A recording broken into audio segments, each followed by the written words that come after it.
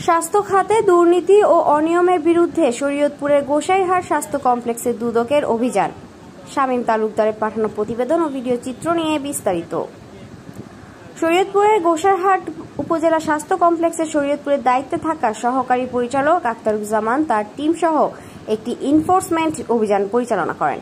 হাসপাতালে দুর্নীতি অনিয়মের অভিযোগের ভিত্তিতে তিনি এই অভিযান পরিচালনা করেন। অভিযান শেষে সাংবাদিকদের ব্রিফিং করেন। তিনি কয়েকটি বিষয়ে অভিযোগ পেয়েছেন এবং অভিযোগের সত্যতা পেয়েছেন বলে জানিয়েছেন তিনি। তার মধ্যে খাবার চাল নিম্নমানের রান্নাঘরে যে রান্না করা হয় সেটা অপরিষ্কার।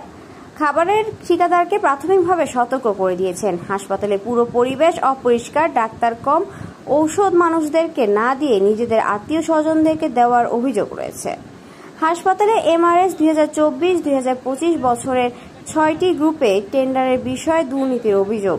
হাসপাতালে lab, x-ray machine, ECG machine এসব বিষয়ে অনিয়ম ও ল্যাব টেকনিশিয়ান জাকির হোসেনের স্ত্রীর নামে একটি ডায়াগনস্টিক সেন্টারে ব্যবসার শেয়ার থাকার নিয়ম বহির্ভূত এই তথ্য মিলেছে।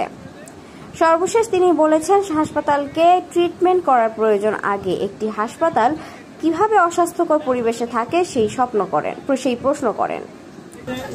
হাসপাতালের স্টোর কিপার রেজাউল করিমের বিষয়ে অভিযোগ থাকলেও তিনি ছিলেন ছুটিতে। এরকম অভিযান আরও অব্যাহত থাকবে বলে জানিয়েছেন দুদক কর্মকর্তারা। এ বিষয়ে হাসপাতাল প্রধান ডক্টর হাফিজুর রহমানের কাছে জানতে চাইলে তিনি জানান, দুদক খাবারের ব্যাপারে মোটা চালের বদলে ভালো চাল দেওয়ার কথা বলেছেন। পরিষ্কার পরিচ্ছন্নতার ব্যাপারে কথা বলেছেন। আমার বিরুদ্ধে তেমন কোনো অভিযোগ নেই, বরং রোগীরা আমার প্রশংসা করেছে এবং আমি একা অনেক রোগীদের সেবা দিয়ে থাকি, সে বিষয়ে তারা আশ্চর্য হয়েছেন।